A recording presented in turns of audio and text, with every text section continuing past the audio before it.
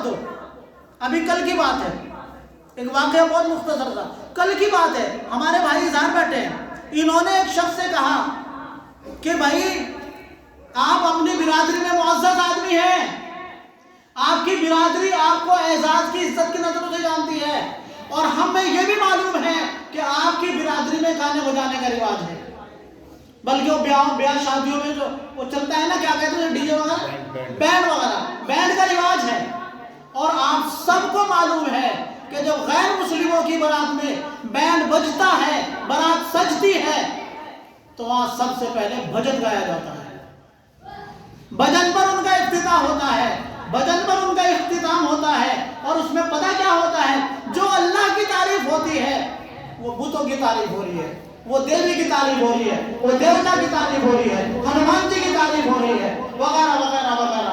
جو غیر اللہ ہے، جو بت ہیں، ان کی تعریف ہوتی ہے، تعریف بھی ایسی کہ تو ہی سب سے اعلیٰ ہے، تو ہی سب سے بڑا ہے، اور میاں تیرے دربار میں آگے تو ہمیں سب کچھ مل جاتا ہے. اس طرح کے بھجن ہوتے ہیں. اللہ علیہ وسلم.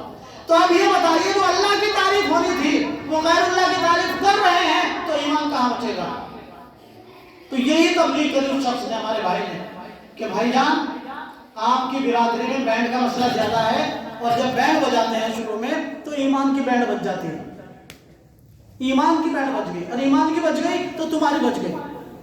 اگر ایمان چلا گیا تو سارے عمل بیکار ہیں، کوئی عمل کام نہیں آئے گا، پوری زندگی آپ نیک اعمال کرتے رہو گے. لیکن اگر ایمان نہیں ہے تو کچھ بھی نہیں ہے. ایمان سے نکل گیا تو کیا رہ گیا؟ فی نار جہنم خالدین فیہا، ہمیشہ ہمیشہ جہنم کی آگ میں تپتے رہو گے، جلتے رہو گے اگر ایمان نکل گیا. انہوں نے کیا کہا کہ بھائی ہاں، مطلب بہت ٹھنڈے دل سے کہا انہوں نے کہ بھئی کون مانتا ہے، کیا ہے، اس طرح کے دو چار جملے کہہ کے انہوں نے اس بات کو ہلکے میں لے لیا، کچھ نہیں سمجھا.